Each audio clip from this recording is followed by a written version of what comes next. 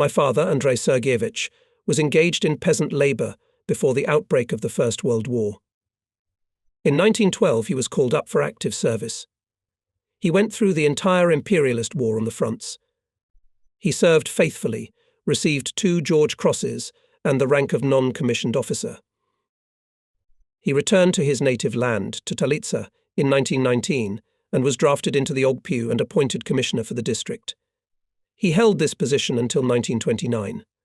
The service turned out to be hectic and dangerous. I remember that my grandfather often scolded my father, "Everyone has sons like sons, living at home, engaged in peasantry, and you are travelling around the county catching some contralooseners." My mother, Lukia Yevgenievna, agreed with my father-in-law. "My father-in-law is right, but quit the service, or these contralooseners will tear your head off." My father, listening to these conversations, chuckled, silently pulled on his boots, put on his overcoat, checked whether the Nagant was loaded, and left the house. It happened that he returned from his trips only after a few days. I was proud of my father and often reminded my comrades that he had a Nagant and was fighting the bourgeois. For the rest of my life, I remembered the year 1929. A commune was organized in Talitsa. My father was elected chairman. Barracks with long-through corridors and small rooms were built 2 kilometers from the village. The village emptied out. The whole of Talitsa fit into 3 barracks. There was a common canteen, and the food was free. I and many of my buddies managed to eat lunch, and sometimes dinner twice. Boys and girls my age built an ice slide. It was crowded and noisy. We kids liked the new life. Promenades from Talitsa brought cattle, geese and chickens in baskets.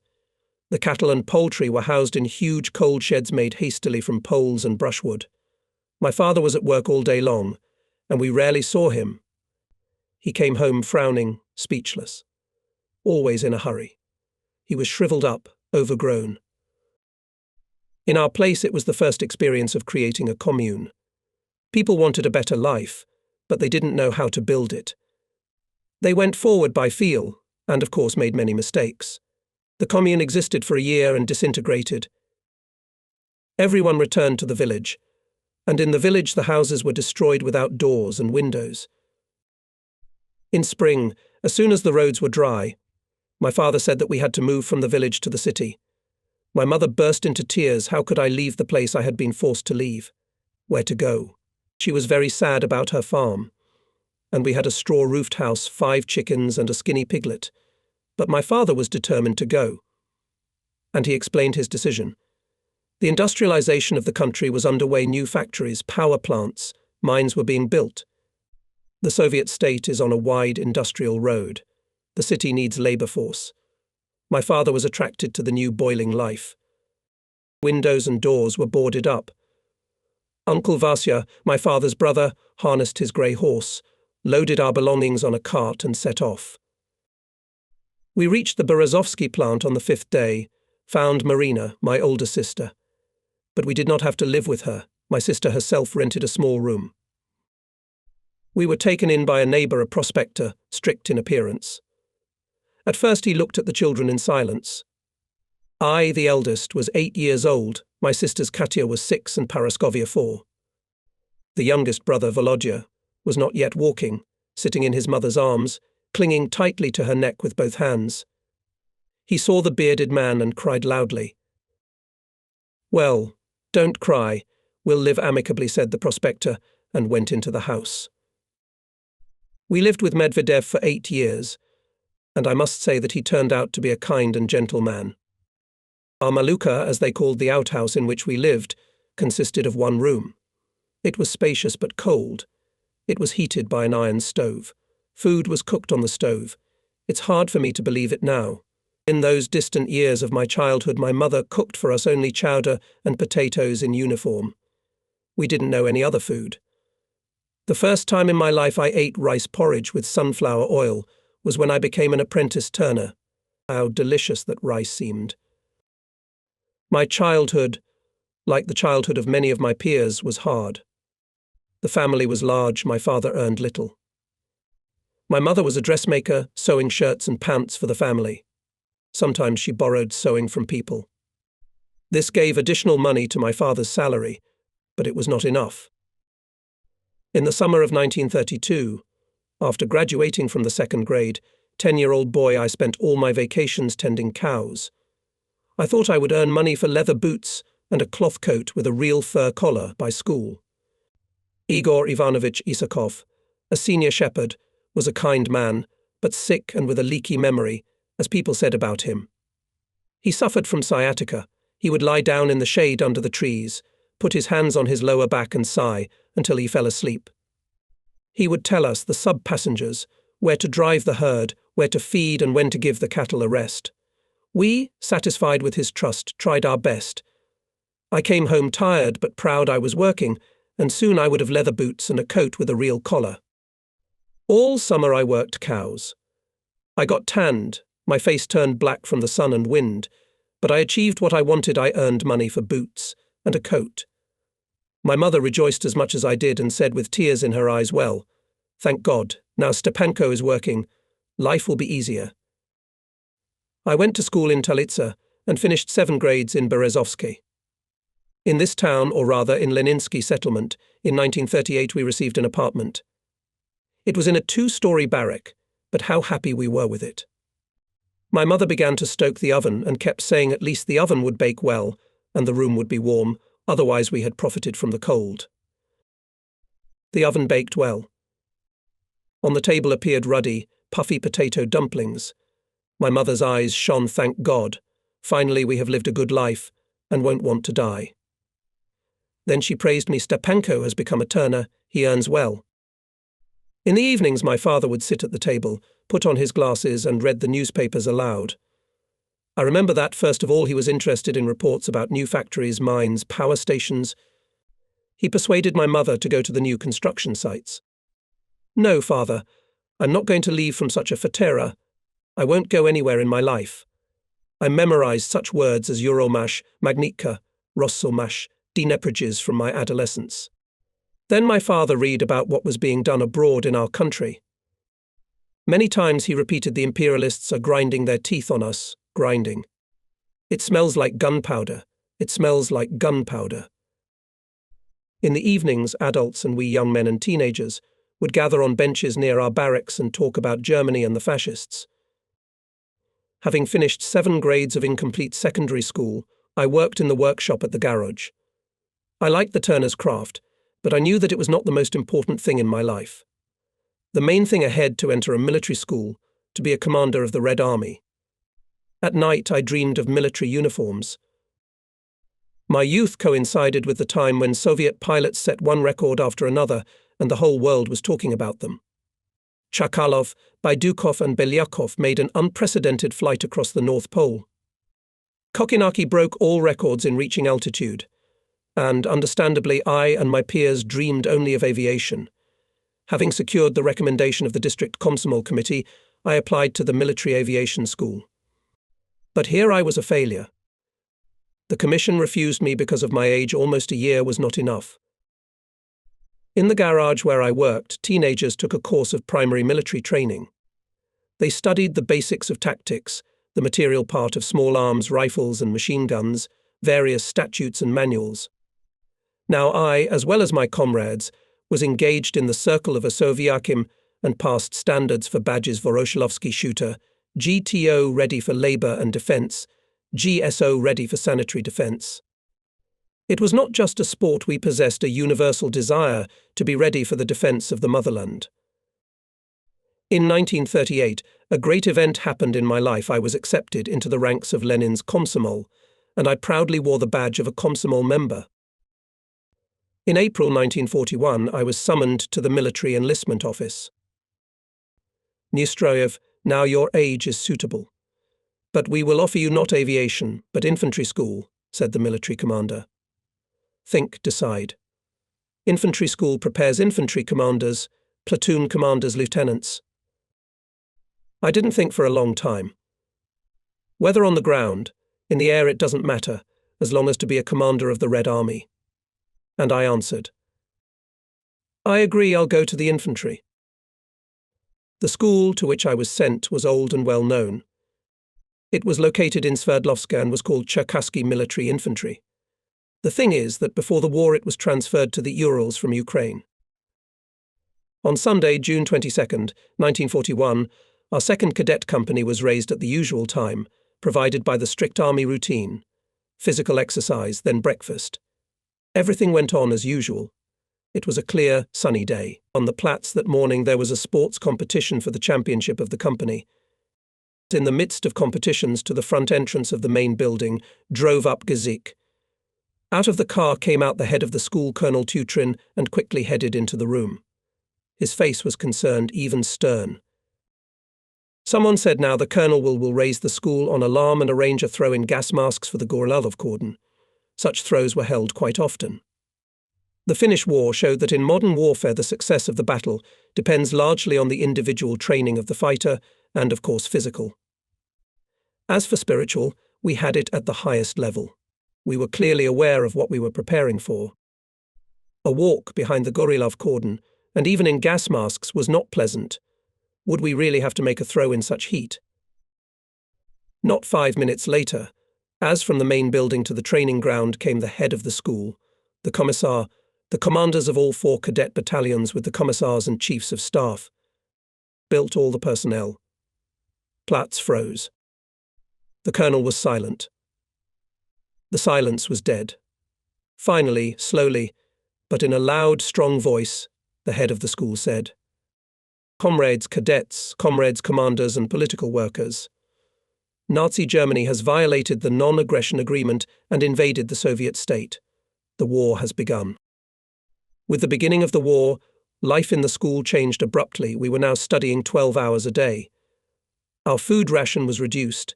Everything became more and more anxious on the soul, especially after the message of the Inform Bureau that the Germans were bombing Moscow. Echelons of evacuees began to arrive in Sverdlovsk. They came day and night. All the train stations were packed with old men, women and children. It was scary to look at them. Many were in light clothes, and meanwhile frost had already struck. My relatives often came from Berezovsk to visit me at the school. Every time my mother sighed heavily and said, "You will go to the front, and the Germans will tear your head off there if you don't obey your sergeant. Obey him, he is your superior." The commander of our squad was the same cadet, but older than me by years, and had some life experience. He was promoted to the rank of junior sergeant by the school command, and he was our closest superior. My relationship with my squad commander, Junior Sergeant Skorokodov, was not going well. I had a good knowledge of topography and ballistics, and we often had arguments during self-training. Knowing my rightness in this, or that rule, I tried not to back down. Skorokodov was a stubborn man, and, even if he was obviously wrong, ended the conversation like this. "Who are you arguing with?" "Respect the commander." Cadets of the department, listening to our argument and supporting me, did not hide their smiles and joked at the detached.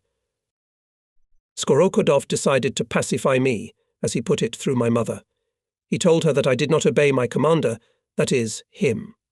She reminded me at every meeting to be nice to the commander. I calmed her down, assuring her that the German would not tear off everyone's head, and that I was behaving with the junior sergeant as I was supposed to do according to the regulations.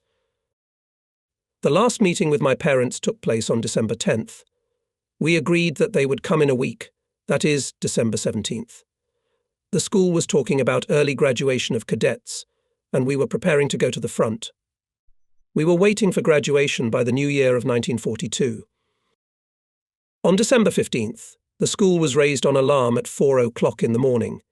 The cadets were lined up in the 40-degree frost. Soon came the entire command headed by the head of the school. He read out the order of the commander of the Ural military district on graduation by the light of lanterns. Out of all the cadets, 100 received the rank of lieutenant, including me. The rest were given the rank of sergeant or senior sergeant. All graduates were sent to the active army. I, as part of a team of 32 men, was assigned to a city in the Chelyabinsk region, where the 53rd Ural Reserve Army was being formed. Our team was ordered on the morning train that same day to go to the unit. I never had to say goodbye to my relatives before departure. We found the unit with difficulty. The Chief of Staff of the 423rd Rifle Regiment, Captain Ryazantsev, met us dryly. Having checked our directions and looked at our uniforms, he said unhappily, "You couldn't even outfit us." We really didn't look like lieutenants. All were in worn-out overcoats with cadet buttonholes. By evening we were dressed in the commander's uniform. For the first time I pinned cubes to the buttonholes, put on the commander's belt with a shoulder harness. Arrived young commanders were distributed among battalions. I was appointed commander of the regiment's infantry reconnaissance platoon. We did not have to live in the camp for long. The front needed reserves. Our 166th Infantry Division was sent to the front line. I imagined that the front is a wall of enemy troops, and you, confident in your strength and the bravery of your subordinates, lead them into hand-to-hand combat, which ultimately decides the success of the battle. The enemy flees, you pursue him. But the front was different. The bursting of enemy shells and mines, the howl of diving planes, the rumble of bombs, and more moaning, and the screams of the wounded, and no enemy columns. But before the bursting of shells and mines, there was still a march, long and tiring. From the camp, we travelled in an echelon by railroad to the station Cherny Dor in the Kalinin region. We arrived at the northwestern front. From the station Cherny Dor, we made the transition on foot and walked more than 100 kilometers. We concentrated in the forest behind Lake Seliga. On the same day we were thrown into battle. We knew that the enemy was ahead and we had to get closer to him and knock him out of the trenches, take some unnamed heights. I remember one thing from this battle. I was running forward almost in a continuous smoke of bursts. There was a sharp smell of gunpowder. People were falling on my right and left. I was stopped by a wire fence and dense machine gun fire. I fell into a hole under the barbed wire. I took a breath, looked around. It was already evening. Not a soul around. The fascists were continuously illuminating the field with rockets. Fire clods, not having time to burn in the air, with hissing fell and burned down near me. Then I cautiously got out of the hole and crawled to a small hill, which was about 200 meters from the wire fence. Behind it, I could hear Russian speech. I stood up to my full height, and with a slow step, with my head down, headed towards my own. The feeling was that all the blame for the failure of the offensive lay on me. Before dawn, Captain Ryazantsev gathered single and scattered groups of soldiers, took us about 500 meters to the rear and ordered us to dig trenches. In that first battle I did not understand much, but I learned perfectly well what the front is. The front is not only the bursting of mines and shells, the front is not only a battle, but also a lot of hard work trenches. The Chief of Staff of the regiment turned out to be not a dry man, as he seemed to me at the first meeting. He was attentive, brave, decisive commander. Ryazantsev, together with the Commissar of the regiment battalion, Commissar Fedin, managed to quickly bring the half-defeated regiment into a fighting condition. Battalions occupied defence areas, dug trenches, passages of communication. With each company established a telephone link. Captain Ryazantsev spent days and nights on the front line. He often told me, "Before you become a good scout, you must know perfectly the defence of your regiment, to study the defence of the enemy ahead of you, to have patience, to be able to bear everything." I was glad and even proud that Ryazantsev, going from the regimental headquarters to the front line, always took me with him. From him I learned how to properly organize the fire system in the defense. He made me a soldier, a front-line soldier, a scout. All my life I will owe Captain Ryazantsev for helping me to become a commander. The regiment stood in defense since May 1942. During this time I, with my scouts, organized a whole series of observation points on the front line in the strip of our regiment. All observation points had a telephone connection directly with the regiment headquarters. Every movement of the enemy or enemy firing point was recorded on the scheme, from the scheme on the map. The enemy's defence was on the heights. All of them were riddled with trenches, passages of communication. In front of the trenches, wire fence in 4 or 5 stakes. On the heights were seen dozens of pillboxes, bunkers and armoured hoods. To all appearances, the Germans had settled here in defence for a long time and thoroughly. Our front line was along the ravine in front of the heights, only somewhere there were small hills. The spring and summer of 1942 were rainy. In the trenches there was water up to the waist. Soldiers scooped water out of the trenches with helmets and kettles. There was also water in the dugouts. Our clothes did not dry out. We walked wet. We didn't change our shoes for weeks. When sometimes the sun would come out and the rain would stop, and it happened rarely, all of us were steaming, our clothes were drying right on us. It was impossible to get out of the trench, to warm up and dry ourselves in the sun. The enemy's defence was half a kilometre away, in some places a kilometre away from us. Our trenches were visible. The terrain was open. As soon as someone leaned out of the trench, the fascists opened fire. On June 27th, Captain Ryzantsev gave the reconnaissance platoon a combat task in the area of the village of Belpavaya to capture a prisoner, or, as the military say, language to take. There was no time for preparation. Language tomorrow must be delivered to the regiment commander. The order for reconnaissance was given to me by the Chief of Staff, but it was the order of Lieutenant Colonel Kopylov. The regiment commander I knew poorly. I very rarely had to meet with him in the service. I was not involved in the life of scouts, their affairs. At the same time, I thought the regiment commander is a big boss. He is busy with more important things. He does not care about us. But I didn't know what exactly he was busy with. But I understood if the lieutenant colonel ordered it, die, but do it. In front of the village Belpavaya, or rather, the place where there was a village, defended the 1st Battalion under the command of Captain Ivan Vasilievich Demidov, a native of Altai. A natural Siberian, an excellent hunter, and a warm-hearted man. He, a cadre commander, fought at Kasan, participated in the battles of the Finnish campaign, was wounded near Vyborg, and was awarded the Order of the Red Banner. In the Patriotic War he participated from the first day and had combat experience. Demidov in the regimental headquarters learned that tonight, through the fighting order of his battalion, will go in search of scouts. Combat assured me that the actions of the reconnaissance will support the fire of his companies of the first echelon, and if necessary, will lead the reserve platoon in the attack. Captain Demidov's assurances gave me confidence in success. The search party included 15 men, including 3 sappers. They were excellent warriors, people of different nationalities, ages and characters. They were united by one desire to fulfill the task with honor.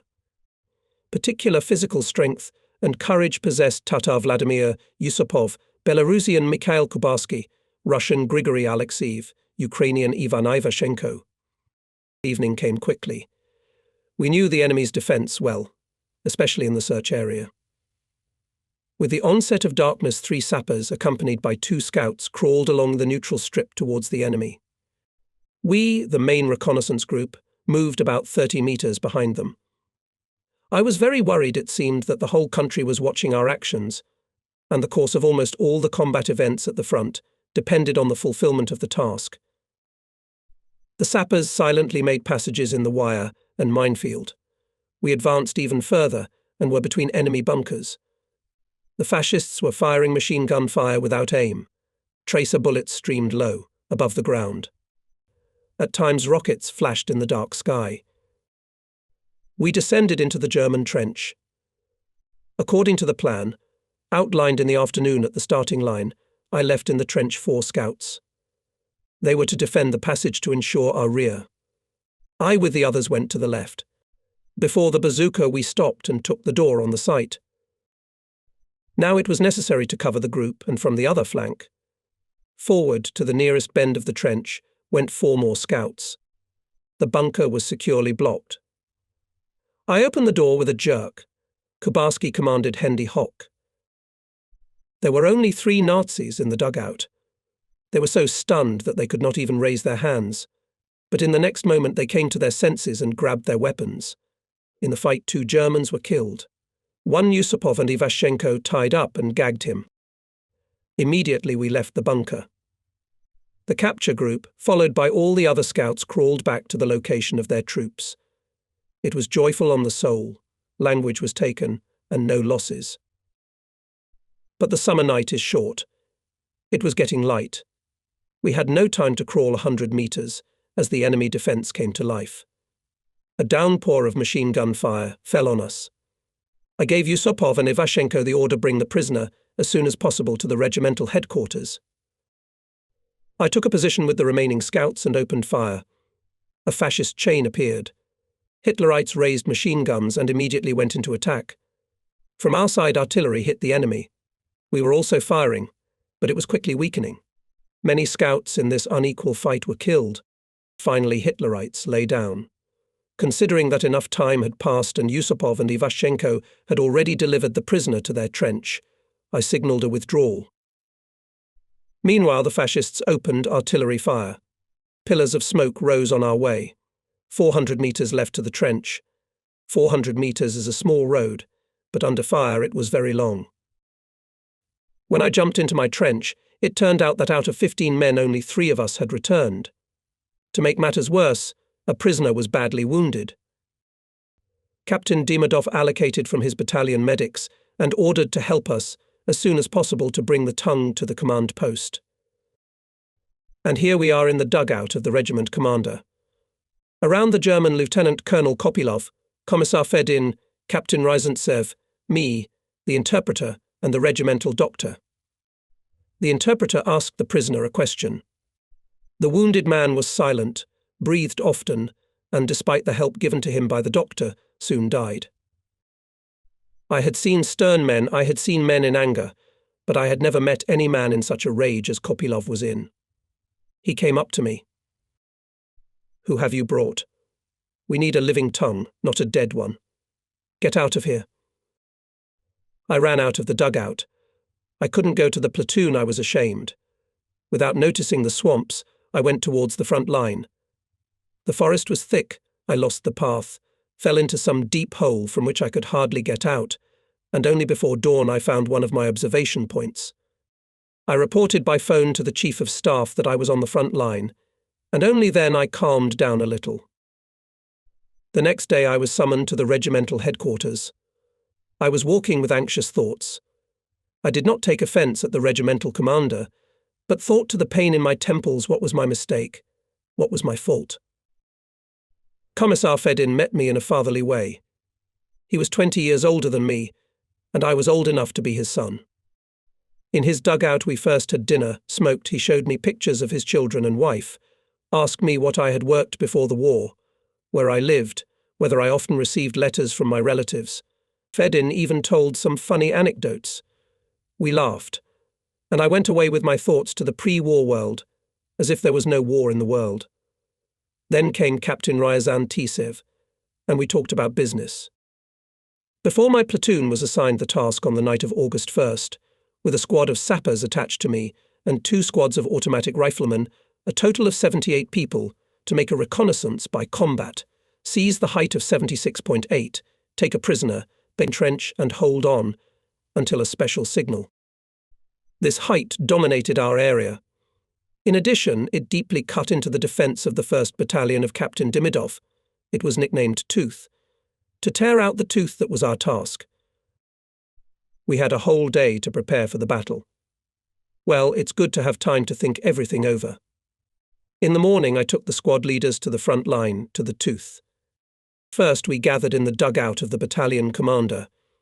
The dugout was spacious, located near the road going from Molvatitsa to Demyansk. I was there 29 years later, in February 1971. Without difficulty I found the height. There was a big hole on the height here, was our dugout, from which I left for reconnaissance on August 1st, 1942.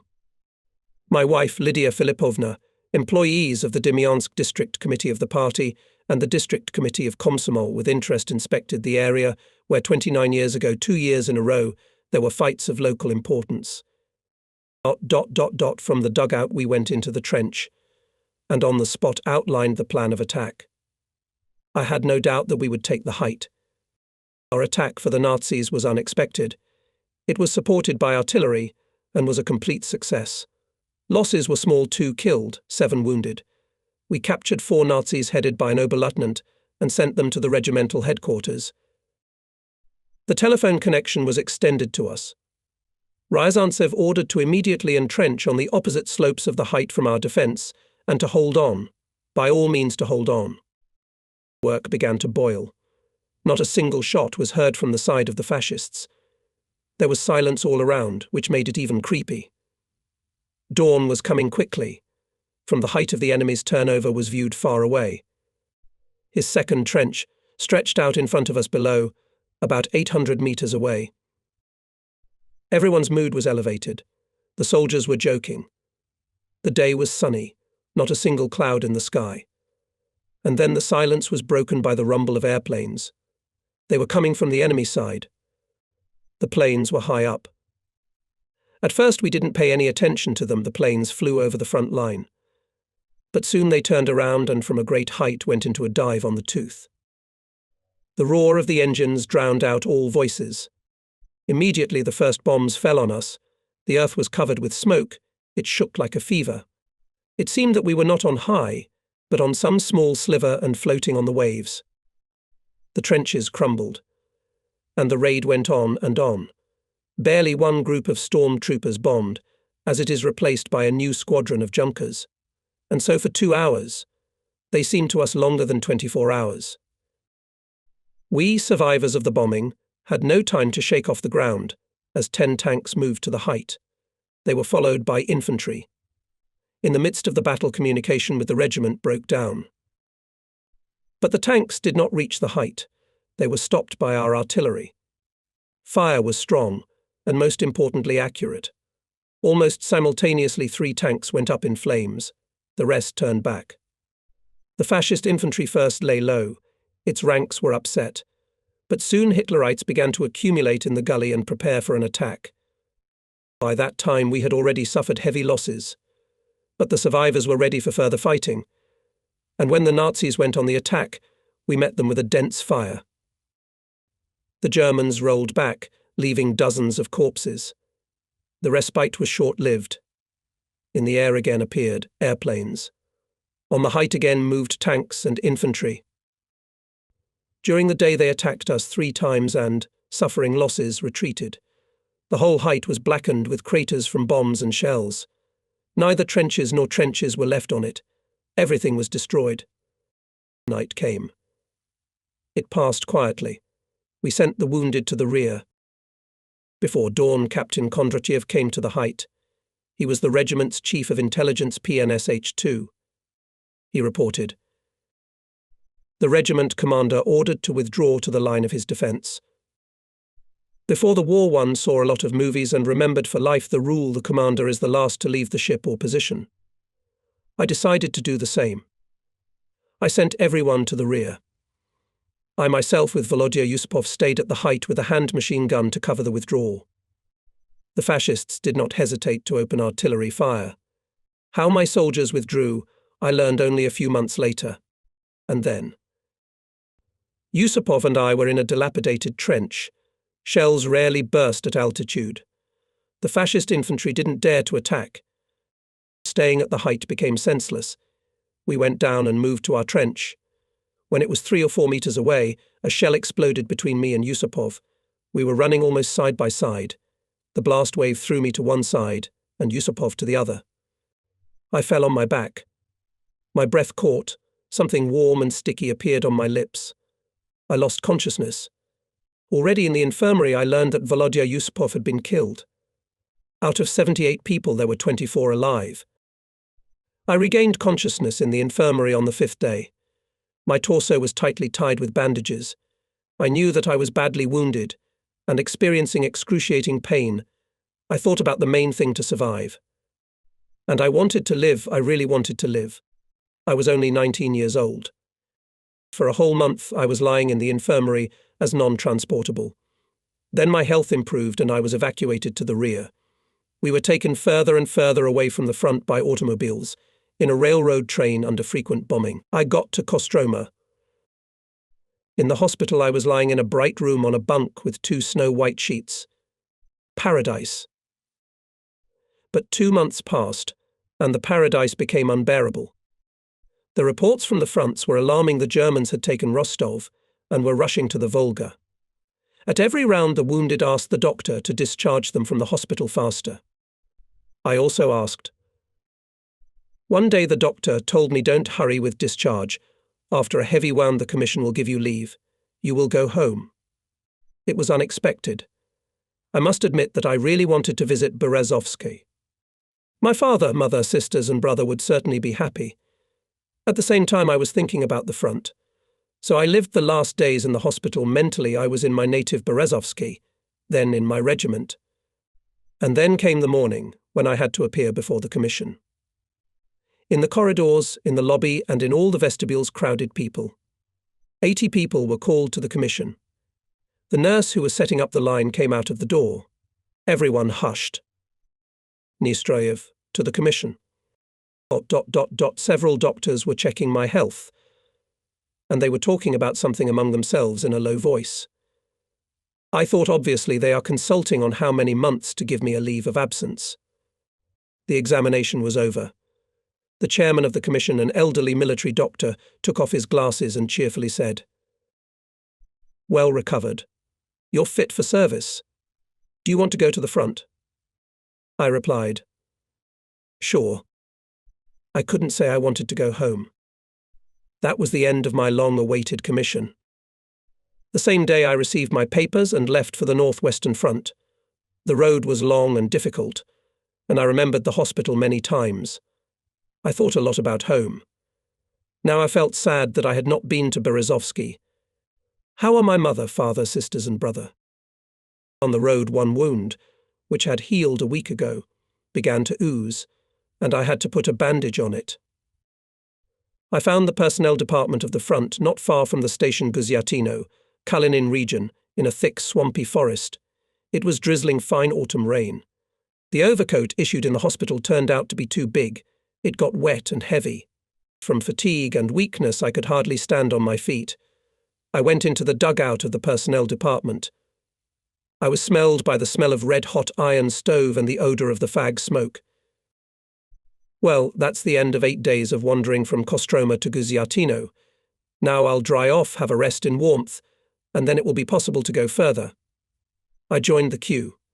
Near the table where the major sat, crowded up to 24 commanders who came, like me, for the direction. The line went quickly. The major gave each a small piece of paper and said something briefly. I approached him and reported. Senior Lieutenant Nestroyev, after hospitalization, arrived in the active army for further service to expel Hitler's hordes from our land. Someone at the door jumped into a fist. Indeed, my report sounded a little high-minded. I was embarrassed. The major looked at me for a minute and nodded his head approvingly, then handed me a direction and said that you need to go immediately. The personnel department of your army is located near the village of Molvotitsa. Can you find it? Yes, I can find it. So much for drying your coat, resting in the warmth. I came out of the dugout. It was still pouring rain, only larger and sharper. I went to the railroad without looking at the mud and puddles. I got to the railroad bed and walked along the sleepers to the Bologoy station, which was 5 kilometers from Guzyatino.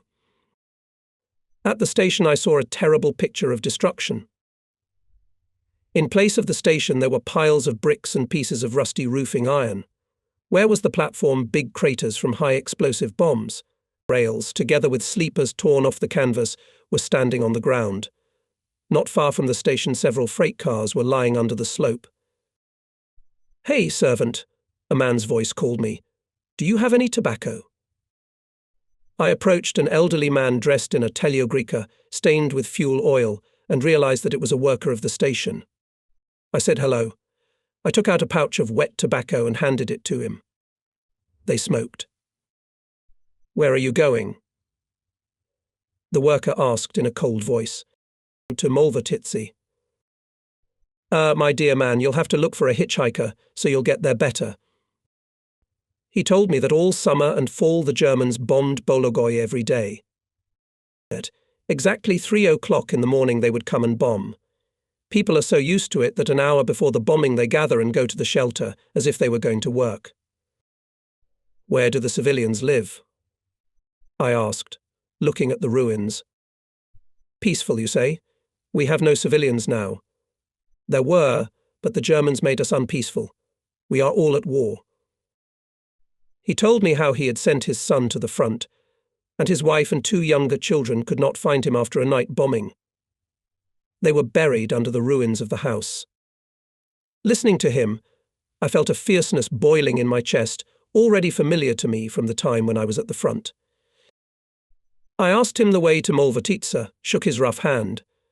I poured half of the tobacco from my pouch and hurried to the crossroads of highways. On the way he pondered and I was going on vacation. No, there's no time for vacations now. The earth is burning and groaning, we have to fight. I got to my unit. After the wound I was not fit for reconnaissance. I was appointed commander of a rifle company. The regiment headquarters was located at the old place, but I couldn't find Ryazantsev there. He was wounded in the same battle as me. Captain Titov, a judicious and calm man, was appointed chief of staff of the regiment. Kopylov was not in the regiment either. The new regiment commander, Major Kimadanov, turned out to be an acquaintance of mine. In the Kostroma hospital we were in the same ward with him. To this joy was added another one. In the dugout of the regiment reserve I met Senior Lieutenant Sasha Ponomarev, a school friend. With him we had been sitting at the same desk since the 1st grade. We studied together in the infantry school. After the school we were sent to different units, and suddenly we met. So many pleasant events in one day. Major Kimadanov sent us to the 1st Battalion to Captain Shipulin. I, the commander of a rifle company, and Ponomarev my deputy in the formation part. And again the front line. Again the trench. The only difference is that in spring and summer there was water in the trenches, and now there was snow. Snow fell often. It took a lot of effort to clean the trenches. And at the front line you need every second to be ready to repel a sudden attack of the enemy. Days and nights passed monotonously in labour and tension. The fascists were not very active, but when someone carelessly stuck out of the trench, they opened machine gun fire. Sometimes they fired artillery and mortars, hitting the squares. The snow around always remained black, dirty, though it fell every day. The time of severe frost came. The walls of the dugouts were covered with ice. From kettles and helmets soldiers made something like stoves. They made the dugout smoky and smoky. Eyes turned red and watery, but there was no real heat. Sasha Ponomarev once suggested to me, let's build a bathhouse in the Urals way with a steam room. I liked his idea. I wanted to have a steam bath. 100 meters from the first trench began to dig an excavation, and I and my deputies took part in the work. 10 days later the bathhouse was built. Of course we didn't have a real bathhouse. It was a deep excavation covered with logs in one roll, like a dugout, covered with frozen clods of earth on top. Inside there was a stove, a vat for hot water, and a shelf like a bunk for washing. On this site stood in defence for 3 months. Soldiers and commanders not only of our company, but of the whole battalion, who liked to steam, came to our bathhouse. But soon we parted with our bathhouse. On February 10th, our 166th Infantry Division, under the command of Major General Shakotsky, was withdrawn from Underbelly and redeployed to the area of Ramushevsky Isthmus. A few words about Ramushevsky Isthmus and Demiansky Cauldron.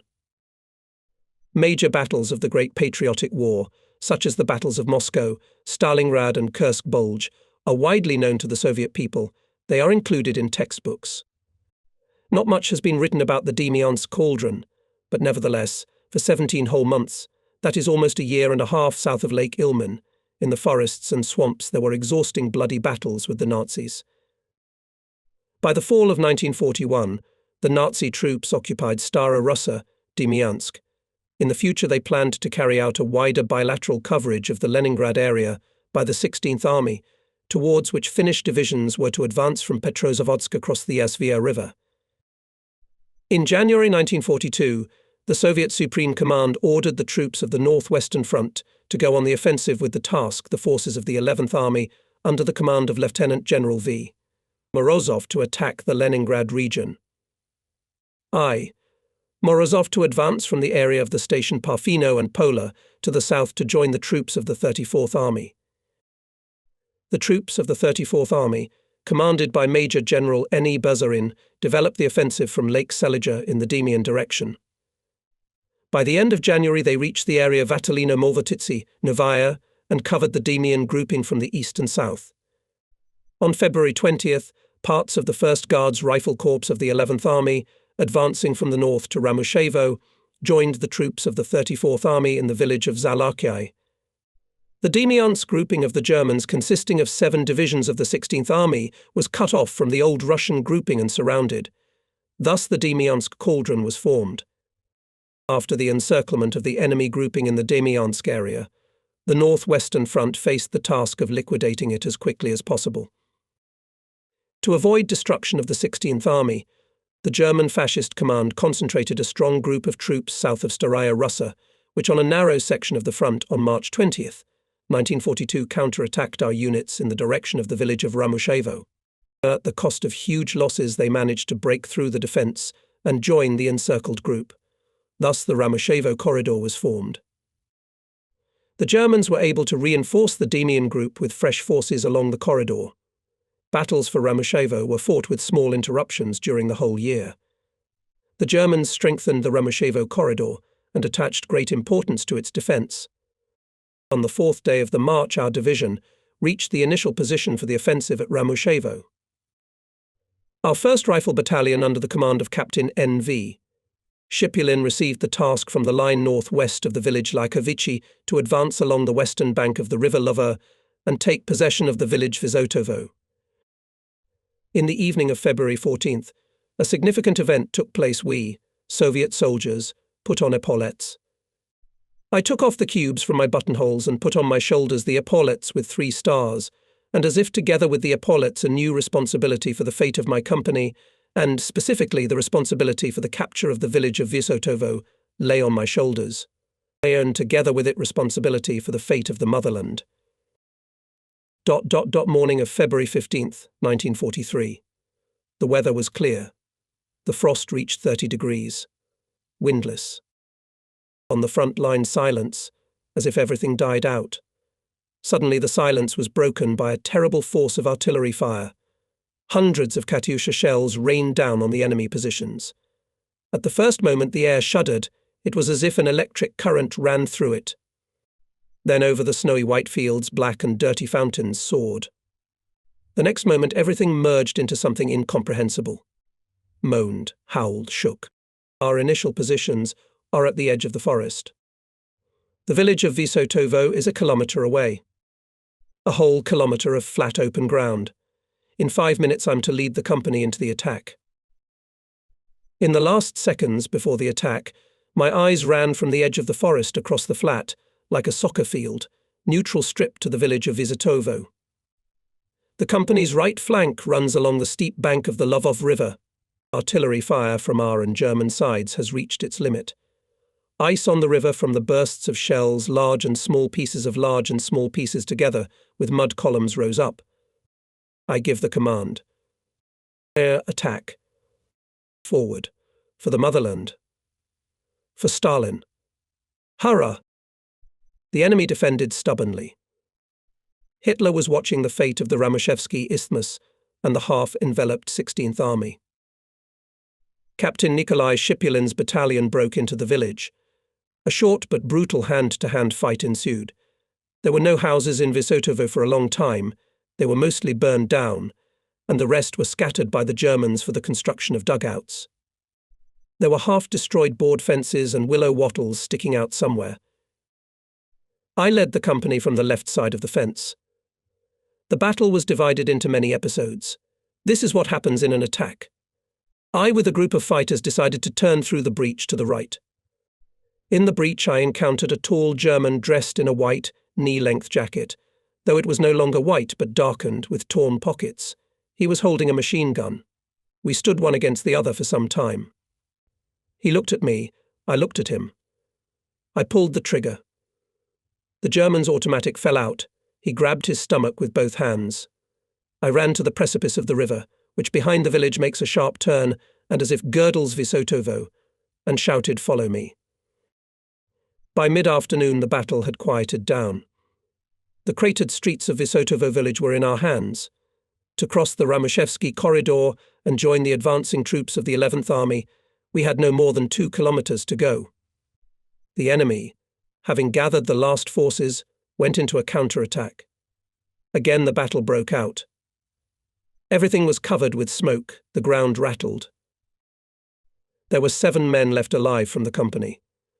I lay down behind the machine gun, pressed the trigger. Maxim sent long lines into the ranks of the Germans. They were thinning, but the Nazis continued to run, on the move firing machine guns. Bullets clicked on the shield of the machine gun. I became afraid. The more afraid I was, the more I shot, and the more I shot, the more Germans fell in front of my machine gun. Finally, the Nazis lay down. Soon German tanks came to our positions. They were firing guns and machine guns. With my head in the ground, I was lying behind the machine gun, not firing. Suddenly I felt a blow on my right leg, above the knee, as if someone hit me with a stick. I even looked around, but I saw nothing but the smoke of explosions. I felt only that something warm flowed down my leg into my boot. Wounded. I moved my leg and groaned from the sharp pain. Everything hurt: arms, legs, back, head. I saw grey circles in front of my eyes. For some time I could not see anything. Regimental Commander Major Kimadanov introduced the second echelon into the battle. I got the moral right to leave the battle. For my machine gun lay San Instructor Gerasimov. I crawled with difficulty to the cliff of the river Lovov. On the field, through which we were advancing in the morning, to the edge of the forest were Nazi tanks. There was nothing left for me but to go down the cliff to the river and along the bank to the rear. In some places the water came under the cliff. I moved forward on the water, pushing away ice floes, dragging my broken leg. Now, 40 years later, I write these lines and I can hardly believe myself that it was possible to survive such a thing. I fell. I got up. And I walked again. To my right, up on the field, I heard the rumble of engines, cannon shots, the clanking of tracks, and the gnashing of iron. Later, already in the hospital, I learned that our famous T-34 tanks went on the attack. There was a tank battle. The Germans couldn't stand it and began to retreat. And then I was walking, and at times it seemed to me that my strength was exhausted, and I would not take a step any more. I would fall into the water and die. In the evening, 100 meters away from me, on the edge of the cliff, I saw a dugout. There were people near it. I exerted my last strength, not walking, but crawling, climbing with my frostbitten fingers, trying to get up the slope, but sliding down again. I see a man in a white camouflage coat running towards me. I look closely. It turned out to be a nurse, a girl of 18 or 19 years old. I owe her my life. I wish I had asked her surname. I don't even know her name. She was a hard worker of the war. In the hospital, in the town of Vyshny Volochysk, I learned that the Ramushevsky Isthmus was liquidated. The Demian Cauldron with the 16th German Army ceased to exist. Together with this pleasant news, I learned another. Sad news: my school friend, Deputy in Formation Unit, Senior Lieutenant Sasha Ponomarev, had his arm amputated. Battalion Commander Captain Nikolai Vasilievich Shipulin had both legs torn off. Regimental Commander Major Kimadanov was killed. From my company there were 5 men left in the ranks. Until 1944, Vyshny Volochysk was a frontline town. During the winter offensive of 1943, the Germans subjected it to frequent bombing. We, wounded, were taken from the hospital to shelters. The Nazis bombed, as a rule, at night. In the middle of the night, the doctor on duty raised the alarm. Walkers to shelter, stretchers for the bedridden. It was easier for those who could walk. They quickly got dressed and went down to the shelter. We, on the other hand, had to suffer a lot of agony while the stretcher was handed over and the orderlies carried us to the place. Somewhere nearby, bombs were exploding, searchlight beams crossed the sky, the walls of the hospital were shaking, the glass of the windows broken by the blast wave was ringing. And you lie helpless on a bunk and wait for your turn. Once I was carried by 2 elderly orderlies, and on the stairs of the 2nd floor they overturned the stretcher. I fell face down. Someone in the dark stepped on my wounded leg. But compared to what people experienced at the front, all these were trifles. At the end of April, a captain came to the hospital. He said that he was the head of the personnel department of the frontline officer courses. Immediately began to find out who of the convalescing company commanders want to enroll in a 3-month course for commanders of rifle battalions. I gave my consent. I studied, however, not long 2 weeks. Wake up, exercise, classes on statutes and manuals. Everything like in peacetime. And I didn't like it. People are fighting, giving their lives in battle, and I'm learning. And I should learn something good, but not the statutes, which I already know. That's how I reasoned in my youth at that time. I wrote a report on expulsion to the head of the course, a colonel, who before the war was the military commandant of a large city. I was very much afraid that I would be rejected. The colonel was said to be a strict, even harsh officer, and even with peculiar quirks. They told of such a case. The colonel's daughter in the rank of sergeant served in the headquarters of the course, and once 5 minutes late for work. She was summoned by the head of the course and demanded to explain her lateness. The daughter replied something like this: "After our breakfast with you, Daddy, I was cleaning up the dishes." The colonel got up from the table, approached his daughter, and said, "Comrade Sergeant, I am not a stick, but the head of the front courses, do not forget yourself. For lateness to work and for Daddy 10 days of arrest." After submitting the report, I had no desire to study. And then there was talk among the listeners that many troops were being withdrawn from the Northwestern Front and sent to the south. They mentioned our 166th Infantry Division. The south was a dream of the officers. Everyone wanted to go there. And not because it was warm there. It was something else. After all, the historic Battle of Stalingrad had just ended. Our troops were advancing in the entire southern direction and had success. And here are the courses, and even the Northwestern Front. I was anxiously waiting for a call to the colonel. But to my surprise, everything turned out to be much simpler. The course attendant, also a student, like me, said, "Neustrov from the headquarters transferred that you immediately go to the personnel department for a referral to the unit. Don't forget to bring your duffel bag." The direction stated that I was obliged to report to the 166th Rifle Division. I was glad again I was going to my division, in which I had fought for a year and a half. Soon I arrived at the place. I searched almost the whole Romashevsky district, but I didn't find my division there. I made inquiries. Some said that perhaps it had been transferred to another section of the front. Others said that the division had been withdrawn from the front line. But where? Nobody could explain. After a week of searching, I decided to go again to the personnel department of the Northwestern Front. On the way I had some disappointing thoughts. I had abandoned my studies, I had not found my division, and I was wandering around like a homeless man. In the personnel department of the front I was told that there was no need to look for the 166th Division. It was no longer on the Northwestern Front. I was sent to the 151st Separate Rifle Brigade, commanded by Colonel Yakovlev. The brigade was in defence near Staraya Russa. The headquarters was in the village of Vizvady on the shore of Lake Ilmen.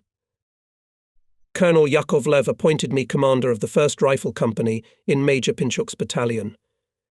The 1st Rifle Company. The headquarters of the battalion was located in the village of Otvid. This settlement was only on the map. On the place where once there was a village, there were only stovepipes. Combat Major Pinchuk introduced me to the situation. He informed me that the company, which I was to command, was 3 kilometers away, and as soon as it got dark, I would go there by boat.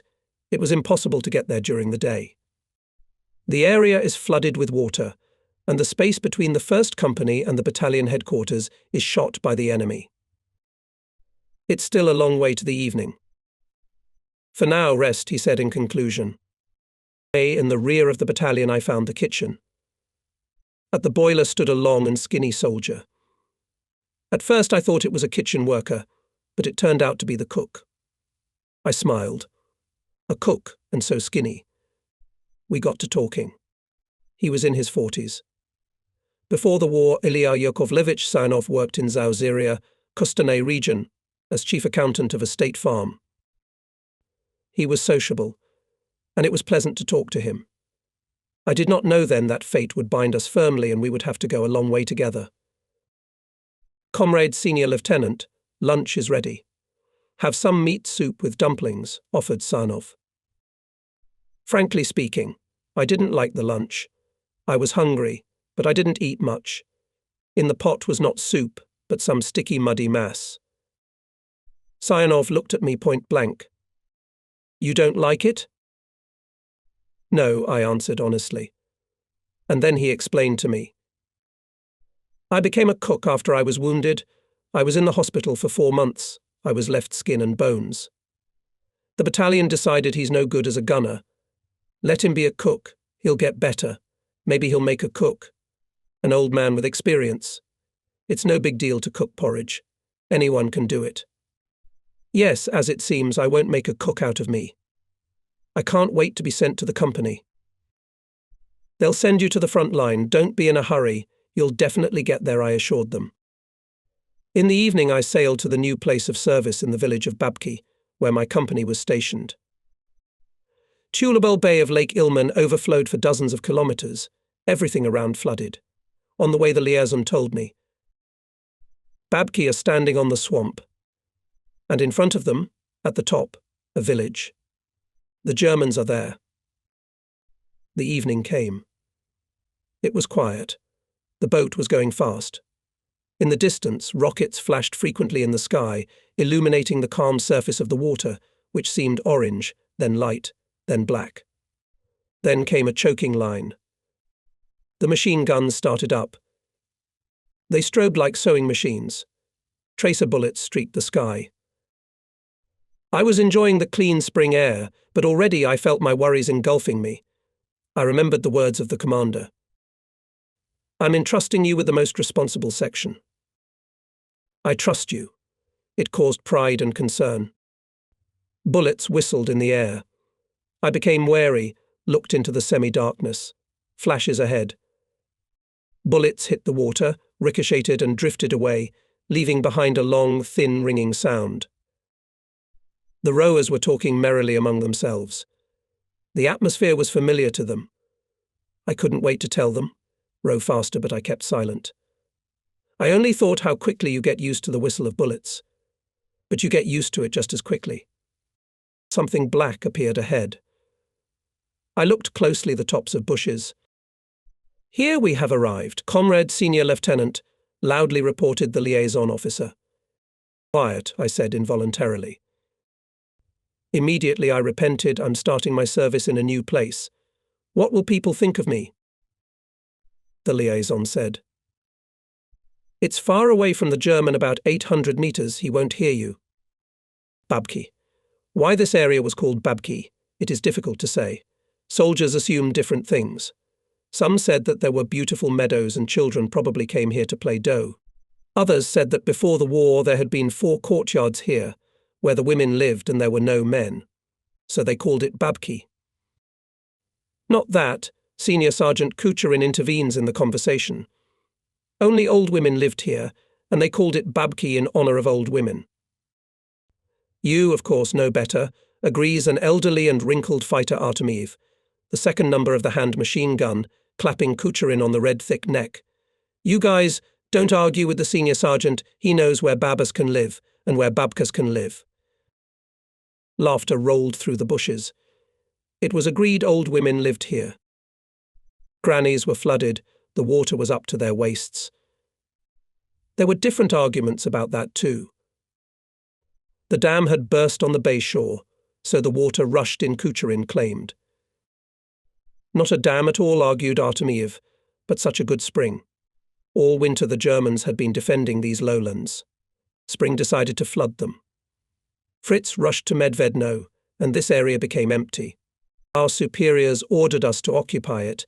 It's a swamp, but it's ours, that's all. That's how it was. Satisfied with his reasoning, Artemiev finished. Yes, it is ours. We held a circular defence in Babki. The water was above the waist, and every day it was arriving. At night from the big land we brought log rafts, 5 men each. They were placed in the bushes. The bushes served as camouflage. During the day people could only lie on the rafts. It was impossible to rise up. They would be cut down by a machine gun or sniper. The Germans did not spare ammunition. That's how our floating garrison lived. At night we were delivered by boats ammunition, dry rations and occasionally hot food. However, it was only called hot people got cold soup. As a joke we called the soup not hot, but liquid food. Soon Sarnov came to Babki. I was glad to see him. Ilya Yakovlevich, did you bring liquid food? No, I've come to replenish it. I appointed Syakov as a second number of a hand machine gun on the flank raft instead of the killed Artemiev. In June, the water receded. We didn't notice it at once. We got used to the water. We thought it was the right thing to do. The bushes spread thick green foliage. The ground was covered with grass. Wooden rafts became unnecessary. Firing points were equipped on the ground, but it was impossible to dig rifle and machine gun cells. Dig the ground for one bayonet, water comes out. Checking the defense of the company, I stayed for a long time at the calculation of the machine gun. Junior Sergeant Tit Porfiryevich Anikin, the commander of the calculation, proudly told me how he and his calculation had prepared sod at night on the neutral zone and made a good barnyard out of it, similar to a barricade. His initiative was valuable. In a few days of sod built a human-sized earthen rampart 2 meters thick. Comrade company commander, and we got a real fortress. Surrounded by a powerful rampart, the soldiers rejoiced. Now we can finally walk behind the rampart even in full height. At the end of June, the Germans conducted a night reconnaissance with the strength up to a rifle platoon with the task to take our tongue. German reconnaissance was a serious test of vigilance and combat effectiveness of the company. Life in the defense has its own laws. Firmly established by the combat situation during the day, 1/3 of the personnel is on the firing points behind machine guns and guns, the rest. At night, on the contrary, 2/3 of the personnel and the entire officer staff on combat duty. The night of June 28th was dark and quiet. On the trees and bushes did not move a single leaf. The Germans, as usual, were firing from machine guns and automatic rifles with tracer bullets and illuminated the area with rockets.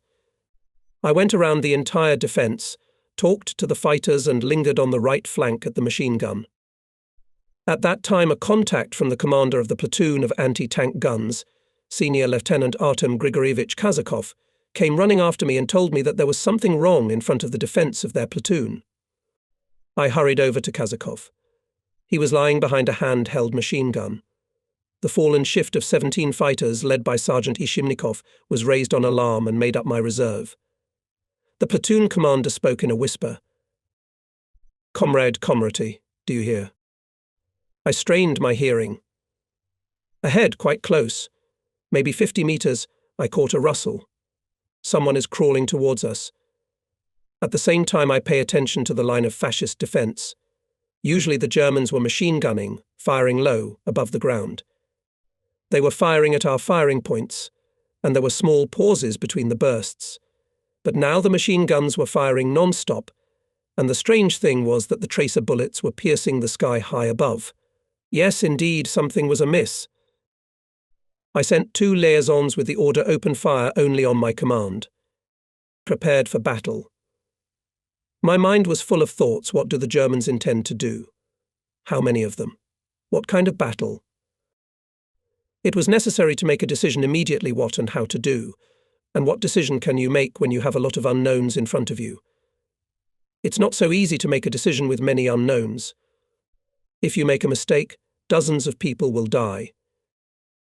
The rustling is getting closer. I hear breathing. Fire. I give the command in a loud voice. Our machine guns and automatic rifles started talking.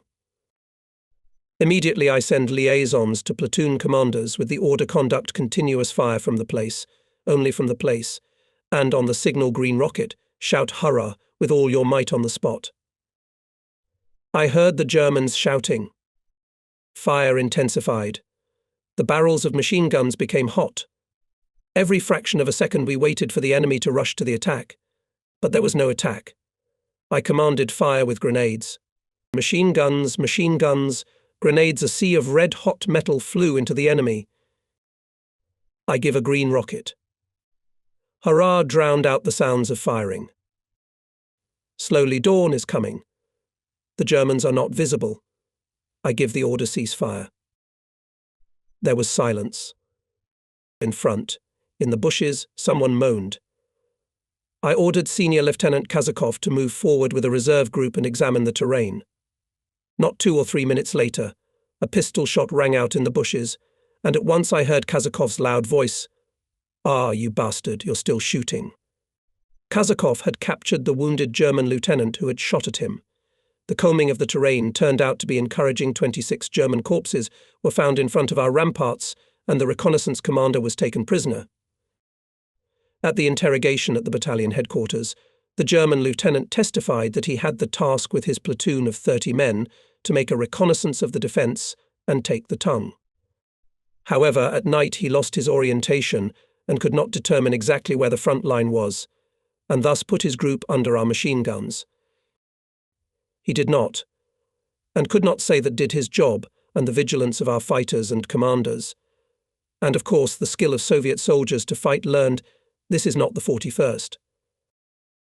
According to the commander of the Nazi reconnaissance, it turned out that only 3 of his soldiers escaped. By order of Major Pinchuk, we collected German corpses and buried them. After the battle, there was a special feeling of mutual respect between me, the company commander, and the personnel.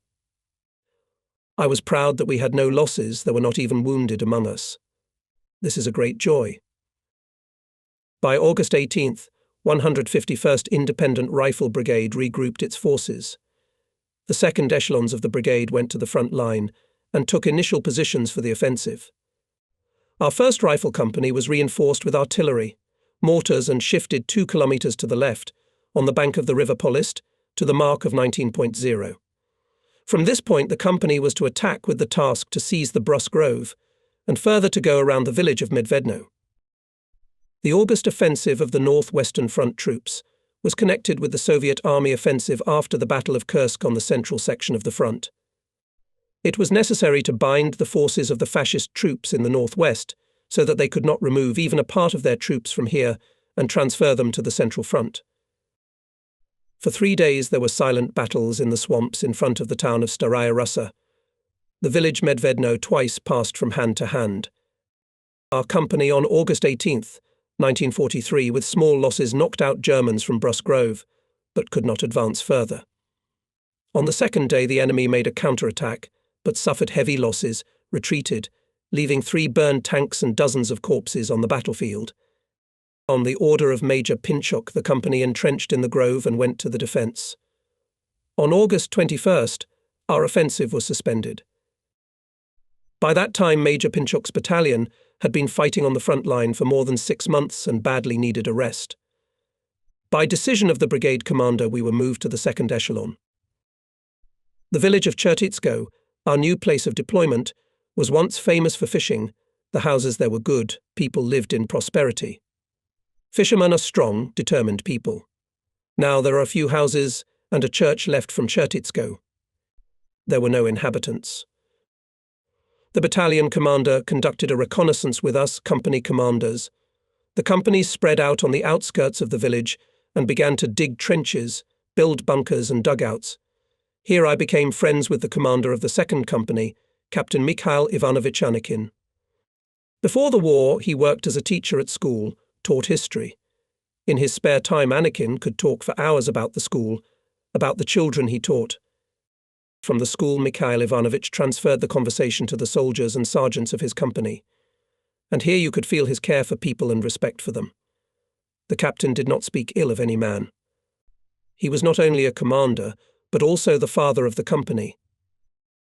Captain Anikin enjoyed such authority among his subordinates and senior commanders that it could be envied. We young 20-year-old officers became attached to the commander of the 2nd Company and tried to be like him.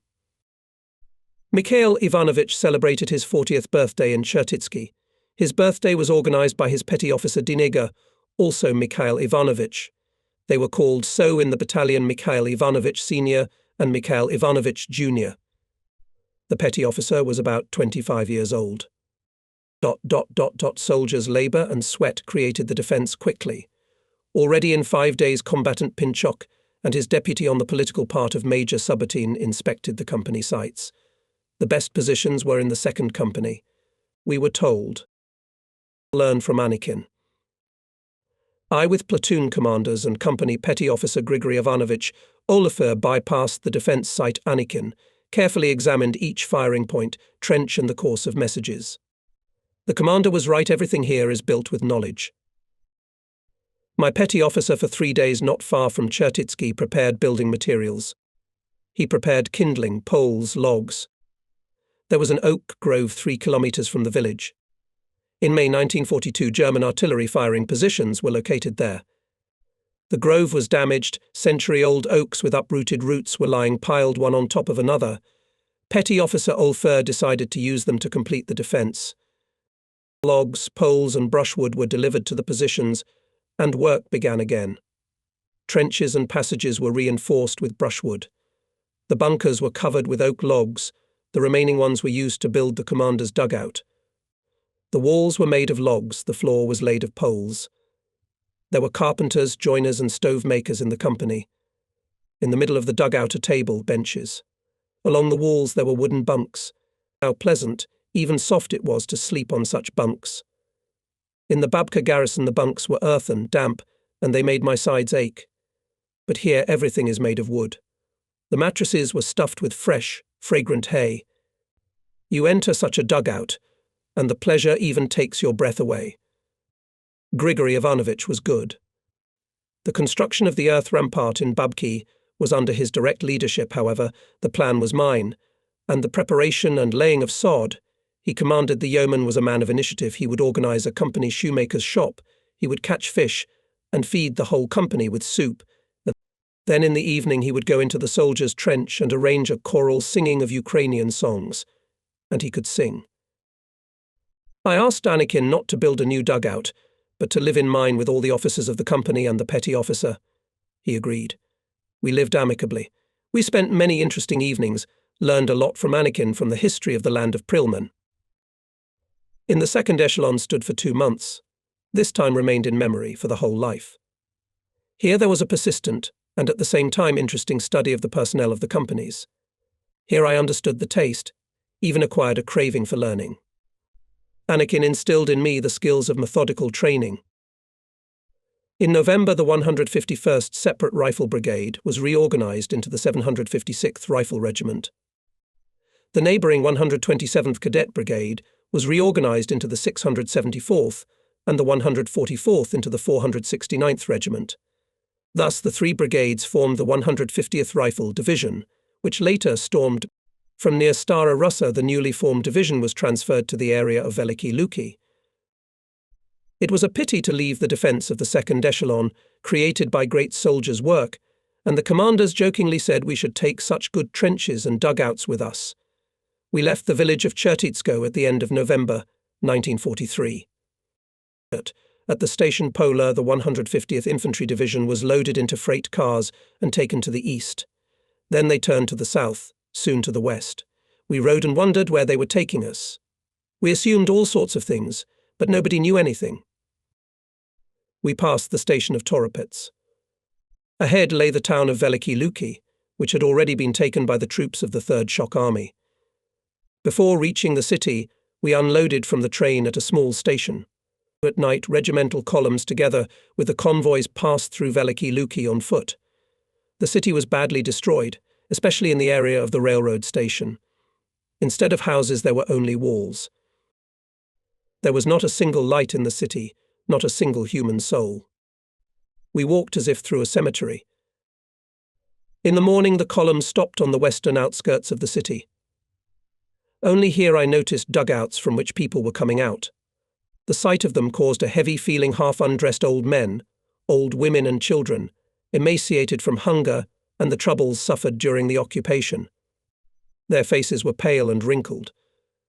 I saw old women who were only 15 years old, grey, yellow, as if made of wax. From the west came the rumble of artillery cannonade. Somewhere ahead there was fighting. Even near Stara Russa, when a division was created from 3 brigades, there was a reshuffling of the command staff. The division was commanded by our brigade commander Colonel Yakovlev, the chief of the political department was appointed a man also from our brigade, Colonel Nikolai Efimovich Voronin. Major Pinchok Alexei Ivanovich left us to command the 674th Rifle Regiment, and in the 756th Regiment from the Army headquarters sent Lieutenant Colonel Zhidkov. Our 1st Battalion was also commanded by new officers. Major Aristov Evstafi Mikhailovich became the commander, Major Sabatin became the deputy on political part, Senior Lieutenant Georgy Rozhkov became the chief of staff. A few words about Rozhkov. He was 22 years old. He was slender, tall, and in character cheerful and businesslike. He could play the accordion, which he never parted with, played the guitar and balalaika. I never thought that you can play so well on such a simple instrument as the balalaika. I thought that it was only used for playing the balalaika, but our Zora, as we began to call him, played all kinds of melodies, fast dancing, quiet sad, and then some other long sing-songy ones. He would come, sometimes, at a long halt in the company, first checking whether all the entrenchments were in place in case of a sudden enemy air raid, look at the soldiers and commanders, shame someone for sloppiness, praise someone, and then sit in the soldiers' circle and say, "Run someone to the staff wagon, bring an accordion." How much energy he had! He had time everywhere, never looked tired, always taut, neat and cheerful. This officer brought joy and that mental uplift which is so necessary in the harsh front life. The Northwestern Front was soon disbanded and on its basis created 3 Baltic fronts. The 2nd Baltic, which included our 3rd Shock Army, was commanded by Army General Andrei Ivanovich Eremenko. From December 1943 until the end of March 1944, that is, for 4 months, the division was involved in continuous fighting. 4 months. During this time we took dozens of villages and hundreds of unnamed heights and left them under the onslaught of superior enemy forces, and then again went on the attack. General Vasily Mitrofanovich Shatilov, in his book The Banner over the Reichstag, written after the war, said last December, the situation on the section of the front occupied by the 3rd Shock Army was extremely difficult. The army found itself in a semicircle, popularly known as the Nevelsky Sack. However, the Nazi troops acting against it were themselves under the threat of encirclement. The enemy was particularly active on the flanks, but trying to tie the bag. Blows of his infantry and tanks followed one after another. Hitlerites had more communications, and consequently, and better opportunities to supply ammunition, food and replenishment of people. In leaflets dropped from German airplanes in the location of our units, with clumsy wit wrote, "We are in the ring." And you are in the ring. Let's see what happens at the end. At the end, the enemy ring managed to break. Especially hard fighting had to be conducted for the settlements of Shilika, Poplavy, and the height of 167.4. The division was ordered to seize the height by all means, and it undertook one frontal attack after another. The height was taken, but at what cost? Here I'd like to make a small digression. It is commonly thought that it is difficult to take only cities that are significant in their strategic and economic position. In fact, it is not so. There are nameless heights, which have only tactical importance on the scale of a regiment, division or army.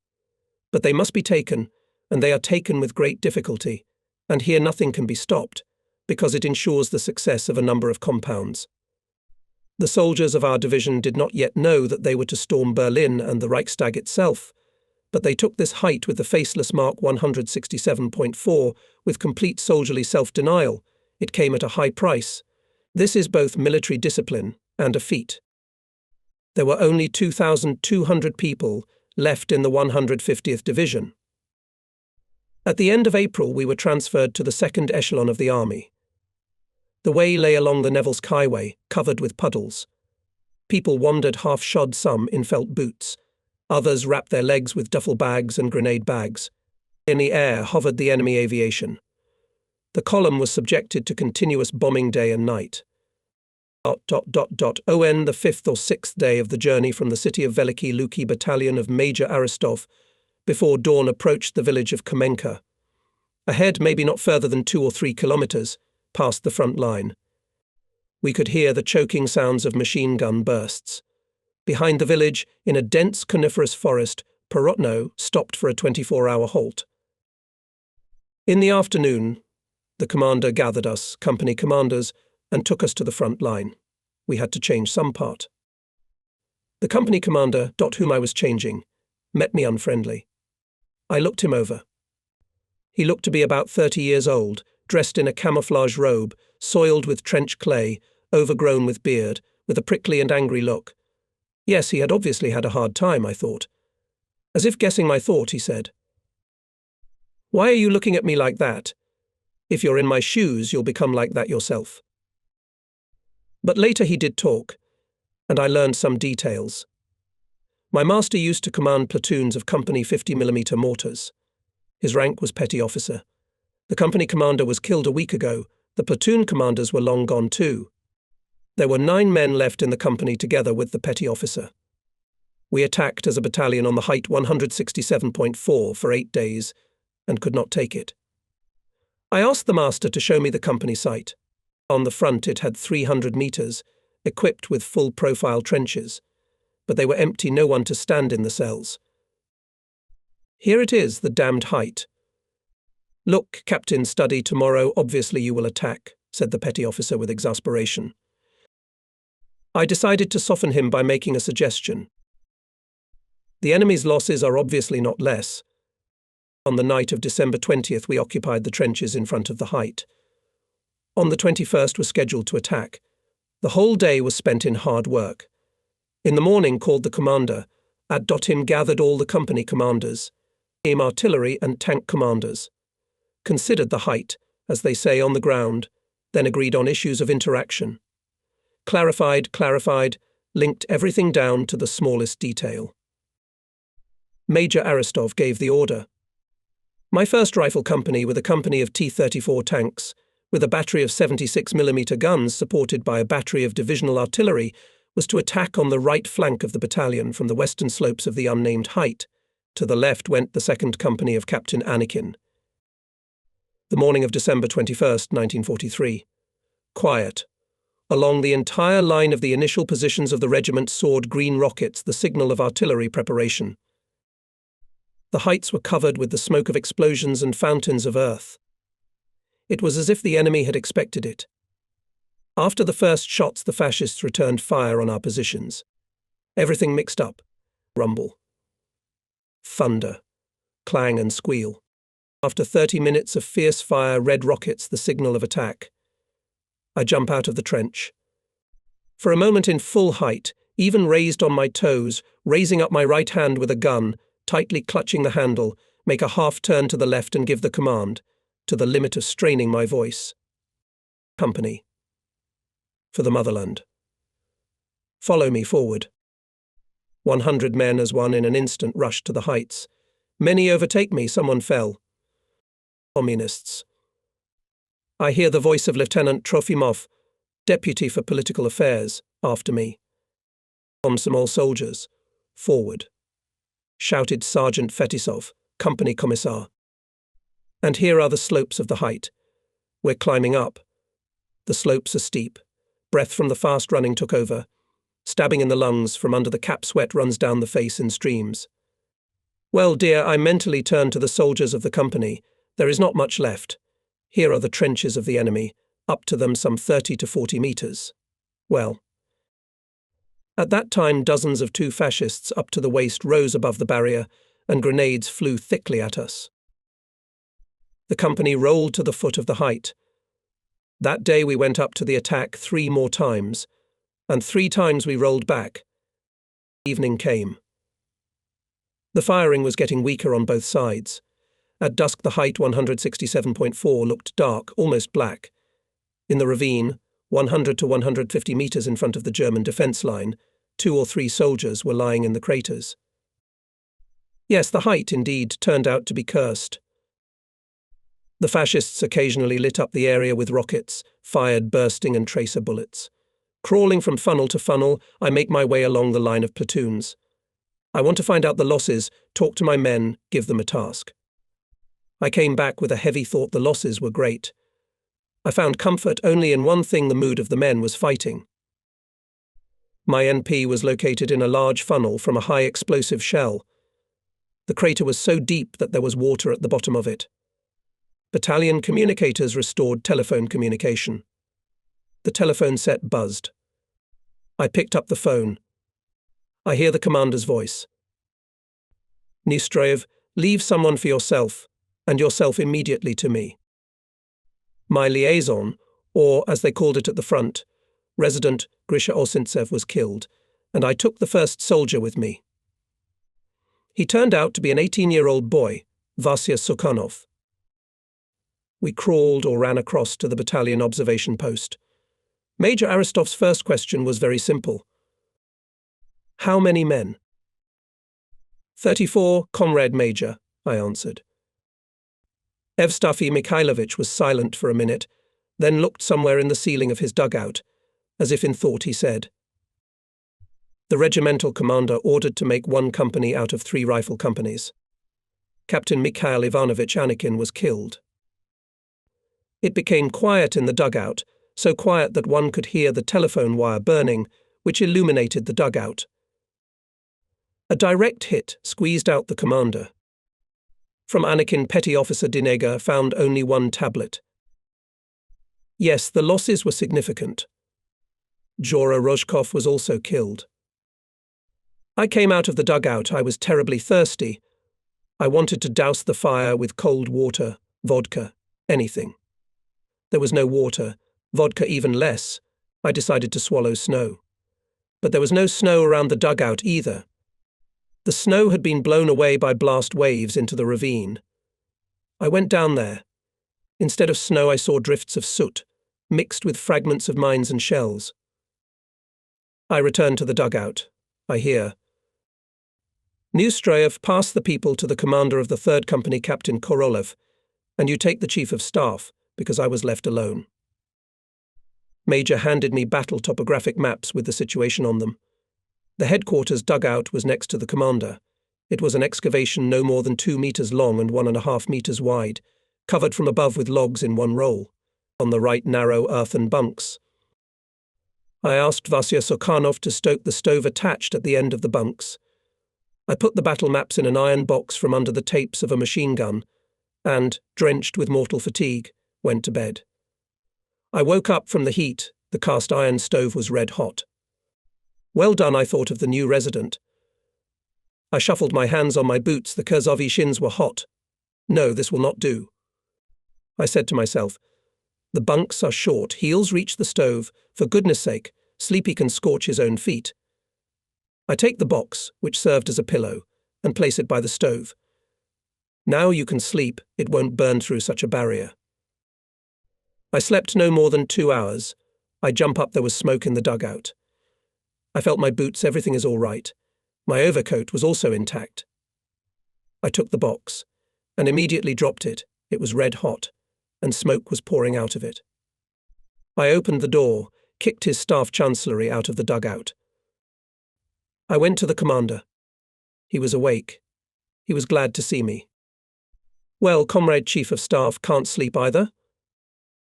Comrade Major, my combat maps were burned in the box.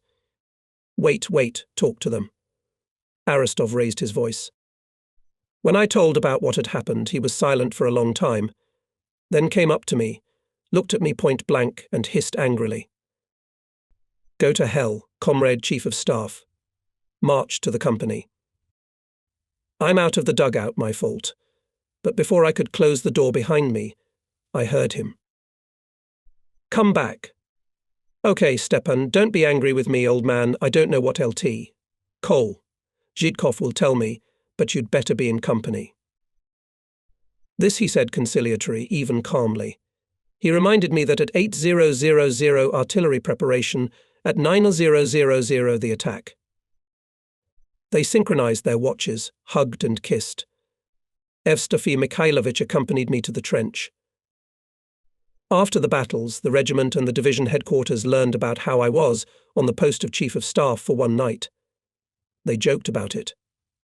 And I answered, not everyone can be a staff officer. And I am a company commander. I did not know then that soon I would become a commander. Captain Korolev Nikolai Zinovyevich became Chief of Staff. I was the commander of the United Company. And the battle continued. All night there was an intensified firefight. The enemy was calmer last night. Today he was firing from all kinds of weapons, continuously illuminated the area with rockets. His planes twice bombed our fighting order. We assumed the Nazis are obviously preparing a major reconnaissance, or in the morning will go on the offensive. Every now and then the telephone rang. Combat demanded to intensify observation of the enemy's behavior and prepare to repel his attacks. The night stretched languidly long, nerves were strained to the limit.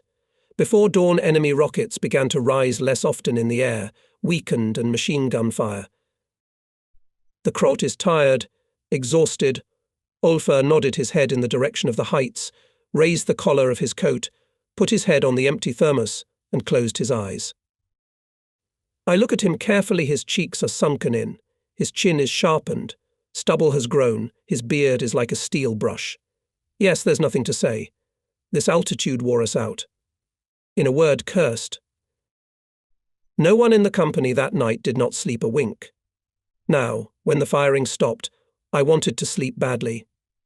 My head felt heavy, as if leaden, and it just kept drooping down.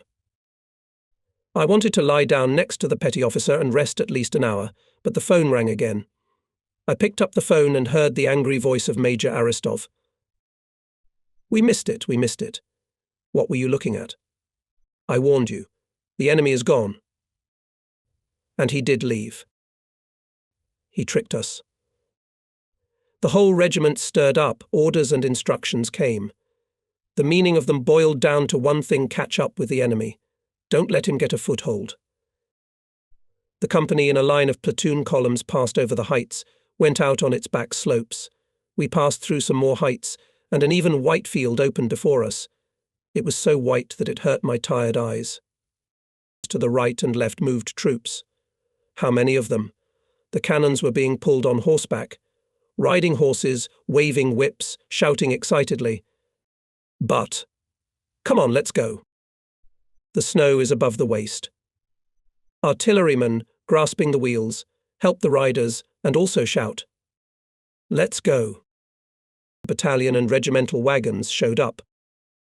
When we were advancing on the height, I thought that only my company was attacking the cursed and the fascists were pouring all their fire on it, only on it alone. Maybe there are no other units already. In fact, the whole 756th Rifle Regiment lived and fought. And now it is going west, though slowly, but west. These thoughts brought relief, and it was not so hard at heart. The enemy had withdrawn about 6 kilometers and met us with dense mortar fire from the unnamed heights, where his second line of defense was located. In front of the heights stretched a deep ravine. The company reached the ravine, and I gave the order dig in. In some places the ravine was covered with snow, in some places we could see steep banks. I put out machine gunners and machine gunners on duty. They quickly and skillfully, as if they had been digging the ground all their lives, equipped along the edge of the ravine with rifle cells and machine gun platforms. From here the terrain could be seen far ahead. The wire fence of the enemy, his bunkers, were clearly visible. Free from combat duty, the company personnel dug into the snow and got a chance to sleep a little. Soon battalion communicators installed a telephone set. I report to the commander that the company is entrenched, observers are exposed, and the rest are resting. Here we stood until January 1st, 1944. A small respite after a week of hard fighting was badly needed. We were replenished. The battalion again had 3 rifle companies. On New Year's Eve, the division commander, Colonel Yakovlev, conducted a reconnaissance with the commanders of rifle regiments and battalions, commanders of attached and supporting units. We company commanders were summoned to it. Here I first saw the famous combatants of the 150th Division, Majors Sergei Chernobrovkin and Ivan Koltunov, Captains Vasily Davidov and Fyodor Ionkin. The division headquarters developed a detailed plan of the offensive, taking into account the mistakes and miscalculations made in the battles for the height 167.4.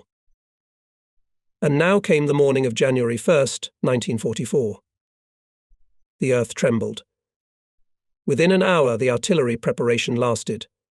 Bombers under cover of fighters in batches went to the rear of enemy defences. and then together with tanks went into the attack, and the first trench of the enemy was covered with dead. The artillerymen did a good job. We passed another 500 meters. The second trench appeared. The enemy is making an attempt to stop the advancing, but without success. Our famous T-34s are irradiating the enemy positions. Assault aviation on a bursting flight handles the rear of the Germans. During the day of the offensive, we moved forward about 20 kilometers. Combat ordered. The battalions chained to roll up, reorganize into a line of columns and accelerate the movement. I'm going to the head of the column. Tension has fallen, everyone's mood is cheerful, and in the ranks are already going soldier talk. I hear the cheerful voice of Junior Sergeant Solodovnikov.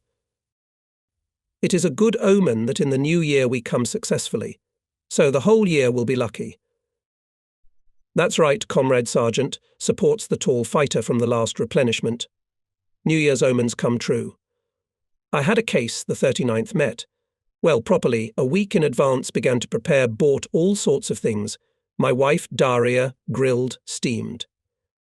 We were waiting for the guests, and then my brother-in-law came running and asked help me, Vasya, to move the barrel with sauerkraut from the closet to the shed, because it's getting in the closet.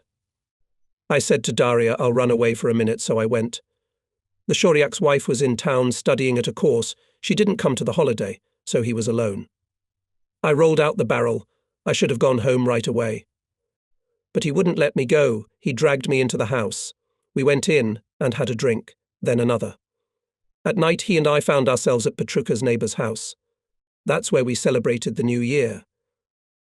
The ranks laughed. The soldier continued. I came home in the morning, and there it was. Daria, as if dumbfounded, jumped on me with a ladle and started to woo me. I thought she'd give up for a day or two. But no, she was mad for a whole year. An omen. I don't know about you guys, but I believe in omens. When I remember the 39th, my ribs ache to this day. That's what another soldier picks up. I have this. I listened to my soldiers and thought what a great strength you have in the people. No hardships, no difficulties can break it. A man has slightly moved away from the battle, and already there are cheers and laughter. Somewhere far ahead, maybe 10 kilometers away, the cannons rumbled. It was not hard to guess it was our tank units, which overtook the infantry, that started the battle. Senior Lieutenant Saluka, the new Chief of Staff, rode up on horseback and transmitted the commander's order. The tanks have reached the village of Shilika and are fighting. Without breaks, accelerated march, go to the northeastern outskirts of the village and attack from the start. I unfolded the map, began to assess the situation.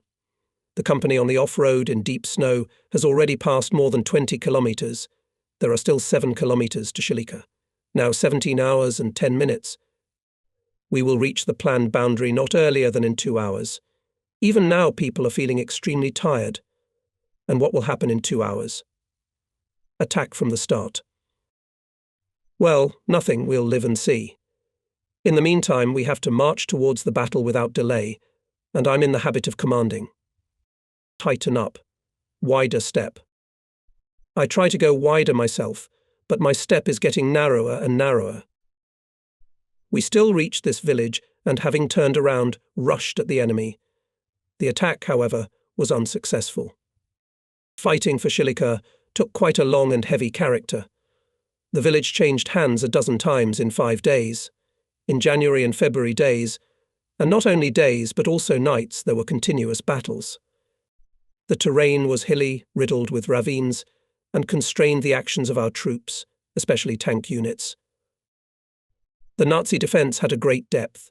Every height and hill they surrounded with wire fence and turned into strongholds. But as a result of hard fighting, we took this village. After the battles for Shilika, the division was transferred to the second echelon. However, we didn't have to rest for a long time. We received new replenishment and again went into battle. One after another, we took nameless heights. How many of them were conquered, and how many of our men were left there. But the heights had to be taken. Without it, we would not have reached Berlin.